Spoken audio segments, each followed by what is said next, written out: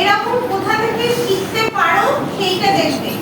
আজকে তোমাদের যে চিঠি লেখার আয়োজনটা করা হয়েছে এটার মূল কারণ হচ্ছে তোমরা একটা চিঠি লেখা উঠে গেছে, তোমরা জানো কি জানি না, এই 1 সেপ্টেম্বর থেকে রেজিস্টার্ড পোস্ট উঠে গেল। এখন শুধুমাত্র স্পিড পোস্ট ছাড়া পোস্ট অফিসে আর কিছু চিঠি যাবে না।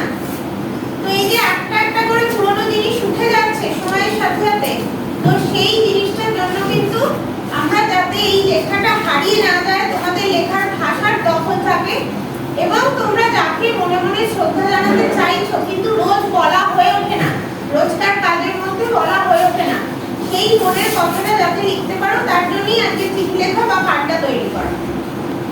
এবং এইটা যার যাকে মনে হবে, যেভাবে এমন নয় যে স্কুলের ম্যাডামদেরই লিখতে হবে, আগেও বলেছি যার যাকে মনে হবে লেখা উচিত তাকেই লিখতে, এবং তাকে যখন দেবে তাকেও যত্ন করে বুঝিয়ে দেবে যে কেন দিলে চিঠিটা।